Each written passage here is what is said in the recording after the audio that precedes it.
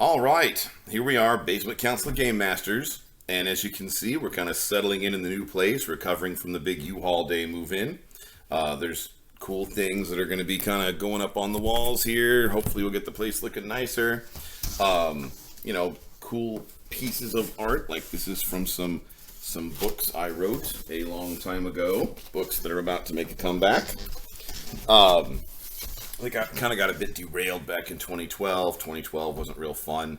There was, all at the same time, there was unemployment, bankruptcy, knockdown, drag-out custody fight, and homelessness living on the streets. So 2012 was not a fun year. But that was 9 years ago. This is 2021, and we're doing Game Shop's Basement and Basement Council of Game Masters. So, today, Gonzo player characters. What are they? I assure you, they won't break your game, and they'll create some memorable experiences. So, to talk about Gonzo player characters, I want to talk about a man named Richard Rodiak, and he was, and this is way back in the late 1980s when I was in high school, and he was a retired military guy. He was one of the retired military guys. If you've heard some of my stories and heard about the original Game Shop's Basement and how I grew up gaming in a basement and stuff. He was one of the original military guys who started the game shop that was above the Game Shop's basement. And, or the Game Shop's basement was below the game shop or whatever. Anyway, so at his house, this is basement recurring theme, man, but he had a game room in his basement, all dedicated to gaming and his military stuff. There were really cool pictures like on the wall of like him when he was young and stuff, and it's like, wow, he used to look like that and stuff like that. So I was just this teenage kid or whatever, and I ran a campaign in his basement for about a year, and we would go there every Sunday night, and he had this big pot of chili upstairs in the kitchen, and we just ate the chili all night long, ate the chili and gamed. And then I remember the next day, Monday, in physics class in high school, those of us, nerds in physics class who'd been in his D&D game the night before, we were rather flatulent. That's just how, yep, all those beans had worked their way through. But Richard Rodiak had Hodgkinson's disease and was developing dementia. And I was just this high school kid, and I'm DMing for him and everything, and in our little group. Also in the group was a guy named Ron Watson, who I really want to have on this show, and I want to share with you. He is the guy that taught me how to DM. And I think I've mentioned some of his stories before. This is another story involving Ron Watson. So, but basically, second edition had come out. D&D had just switched from first edition to second edition. There were all these changes and everything. And I mean, I feel bad about it now. I mean, I was just a dumb teenage kid or whatever. But I remember that Richard Rodiak was playing a cleric. And he was like a 9th level cleric. And his character, I think over the course of that campaign that year, advanced, like from 9th to 10th, maybe 11th and 12th. So somewhere like from 9th to 12th level, clerics are very important to the group. They were used to be more important than they are now. Nowadays in 5th edition, people just get a long rest and get all their hit points back. But in 1st and 2nd edition, you only got, natural healing only gave you like a few hit points a day. And so you had to have your healer classes, had to have your cleric. So his cleric character, was casting the cleric spells, doing the cleric things. And I was just this dumb, like 18-year-old dungeon master. I didn't know, Richard was remembering beautiful, loving, open-hearted man. In more ways than one. He had like open heart surgery so many times they couldn't believe he was still alive. But beautiful man, just loved us all like he was our, not even just like he was our grandfather. He loved us all like he was our father. And just open, anyway, I was a stupid kid. And I thought I was trying to teach 2nd edition, and I was enforcing things the 2nd edition way. And this was not computing with Richard. Okay. And at one point, Richard kind of got hostile and kind of like mean and came down on me, and it was very awkward. And on the way home, I'm driving in the car with Ron Watson, and Ron Watson told me, he said, you know, John, Richard is never going to understand second edition. He never will. He's got Hodgkinson's and dementia, and the new stuff will never get in his mind. But what Ron Watson said, he has the old stuff, all the first edition stuff, completely memorized. I mean, he can quote you that first edition stuff out of the first edition books, like quoting scripture, chapter and verse. He's got it. So he says the thing is, Richard would never want to break your game. Richard would never be like some bossy power player trying to strong arm your game. He says Richard would never do that. Richard, you know, he loves you. He wants to enjoy your game. He thinks you're going to be a great game master one day. But Richard's never going to get your second edition stuff in his head. You just can't do it. So what Ron said, we said, just let him play first edition at your second edition table. And I'm like, I'm just a dumb kid at this point. I'm like, well, how's that going to work? And what Ron said was, he said first edition was balanced for its time. I mean, the people who made those spells, the people that made those abilities, the people that made those game mechanics and dice roll stuff, it was balanced for its time within itself. And he said, and Richard will have himself fenced in because he will totally obey all of the restrictions of first edition. If a spell will do like so much but no more, he'll stay within those bounds.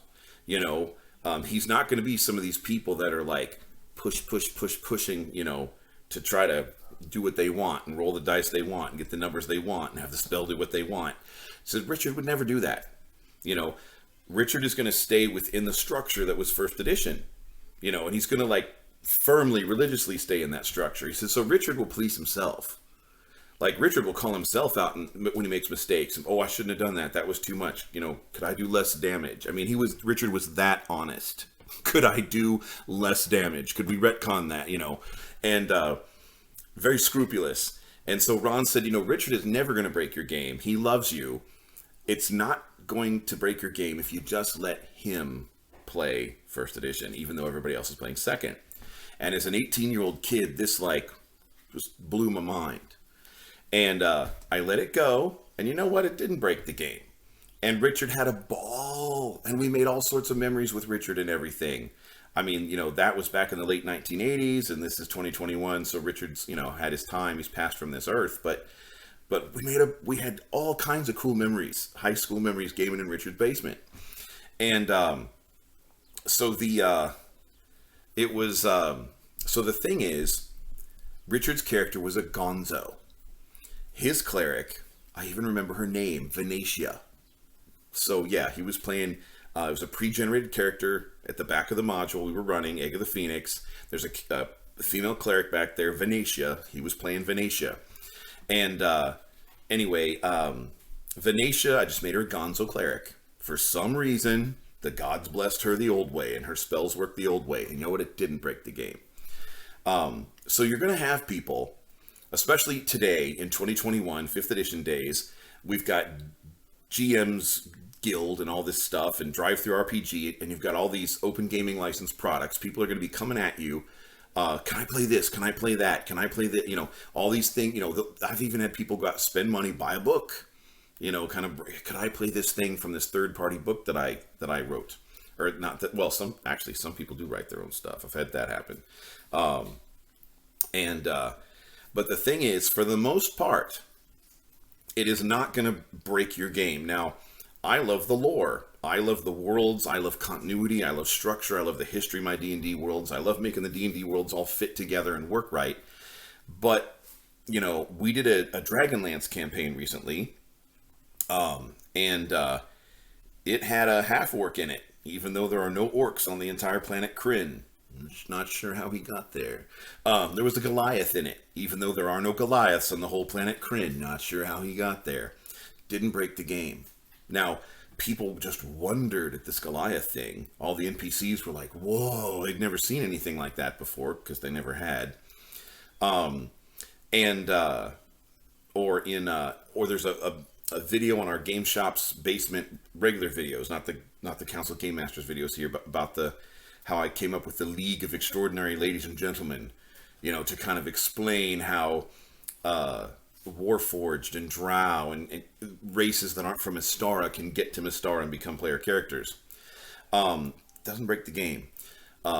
So moving races a few places from here. Just last night, there's a character in the Mystara setting playing a Kender or Dragonlance. And Kender, the whole race are kleptomaniacs. And so he was actually wondering out loud, he was talking. He was a rogue. He's multi-classed. One of his classes is Scout Rogue. And there was somebody else he's like a Scout Rogue and Trickster Cleric. And then there was an Aarakocra with him, playing like an Assassin Rogue. So the Scout Rogue and Trickster Cleric and the Assassin Rogue, they went out into this new city that the party had arrived at, and they put out some Thieves' Camp vibes, and found their way into the local Thieves Guild. They had this little meeting in a restaurant with a local Thieves Guild rep. And the Kender's like ripping off the silverware, doesn't even realize he's doing it, just slipping it in his pouches and everything. And the player wondered out loud, he's like, what is this NPC going to think of me doing this, Because in Mystara, they don't know Kender. Okay, so different races, they can be fun. And the player characters are unique individuals anyway. And D&D is pretty much a multiverse at this point. Now, the character classes, sometimes you might have to tweak a little, some third-party or old edition character class a little bit. But again, you're a gonzo. Okay, so I've had people come in and want to play some weird off-the-wall thing that came out of some broken OP fanboyish third-party product, and I let them do it, but they're a gonzo. What that means is, like if character classes had conventions, like the Horizon Walker Rangers could all get together and have a convention. The champion fighters could all get together and have a convention. The knowledge clerics could all get together and have a convention.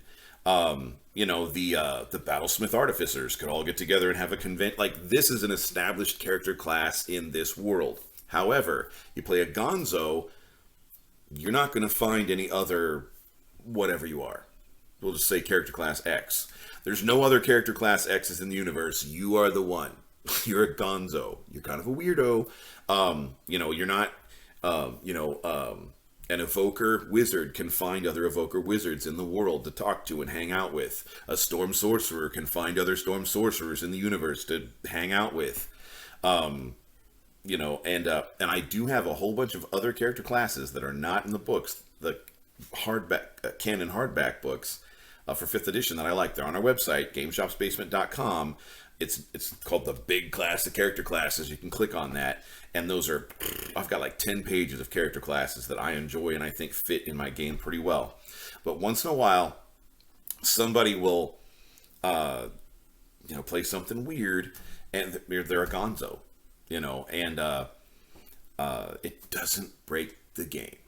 Okay, if you just humor them a little bit, as long as they're not too toe stompy, as long as their class is like, there used to be in the 1980s when Dragon Magazine was coming out as an actual paper magazine, every April issue, they would have a April Fool's article. There'd be one article in the April issue that was intended to be an April Fool's article. One year, there was a character class called the Ultimist. Dun-dun. It was the April Fool's article that year, but people didn't know it was the April Fool's article. They thought it was a real proposal for a real character class. And that they called them the Ultimist because they could tap all 4 of the major things for D&D. Fighter, Mage, Cleric, Thief. So the Ultimist could fight like a fighter. They could heal and do divine magic like the Cleric. They could do arcane, blasty magic like the Wizard. And they could do roguish, sneaky stuff like the Thief. And so The Ultimist. People thought this was real. For years, people would come to the table in the game shop's basement and could I play an Ultimist? It happened once in a while. I mean, most people understood that it was the April Fool's joke that year, but some people thought that was a real character class.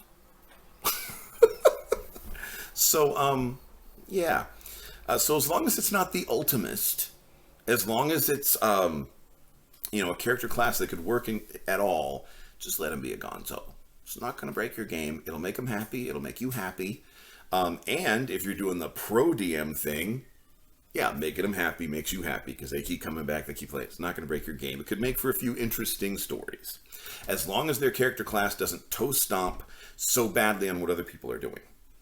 As long as they're not so wizardly that, why play a regular wizard? Your regular wizards are like, hello?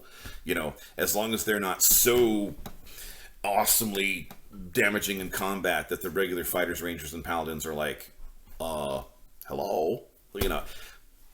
Let somebody play a gonzo. Not going to break your game. And it won't break the integrity of your world. So, I'll be back in a few days with some more tips about game mastering.